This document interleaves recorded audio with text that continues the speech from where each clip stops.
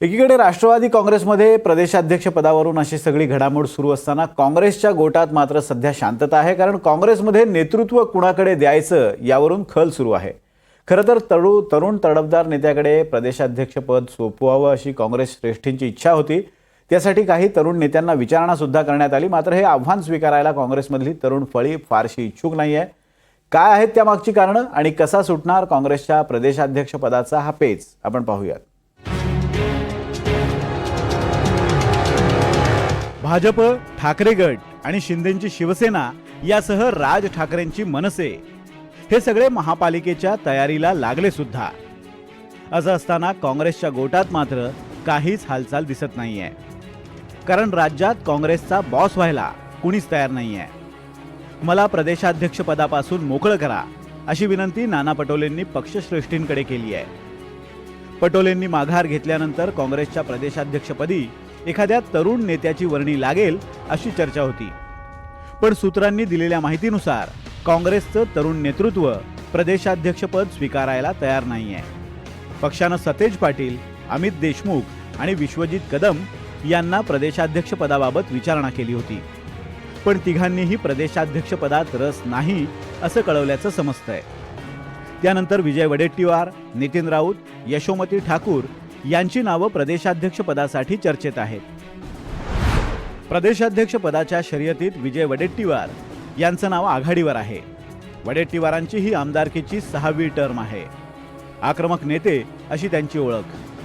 मागच्या सरकारमध्ये विधानसभेचे विरोधी पक्ष नेते म्हणून सुद्धा त्यांनी आक्रमक कामगिरी केली आहे। त्यांना विविध मंत्रिपदांचाही अनुभव आहे। तर प्रदेश काँग्रेसमधल्या एका गटाकडून यशोमती ठाकूरांचं नाव पुढे केलं जातंय। ठाकूर या राहुल गांधींच्या निकटवर्तीय मानल्या जातात। आक्रमक नेत्या अशी त्यांची ओळख आहे। प्रभा राव यांच्यानंतर महाराष्ट्रात काँग्रेसच्या महिला प्रदेशाध्यक्ष झालेल्या नाहीत, पण यशोमती ठाकूरांचा यंदाच्या विधानसभा निवडणुकीत पराभव झाल्यानं त्यांच्या निवडीबाबत शंका आहे।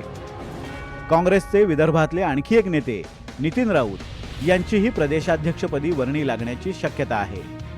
प्रखर आंबेडकरी कार्यकर्ते अशी नितीन राऊत यांची ओळख।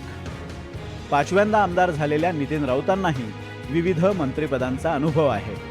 खरं पाहिलं तर हा विषय आमच्या हायकमांडचा असतो, केंद्रीय नेतृत्वाचा असतो।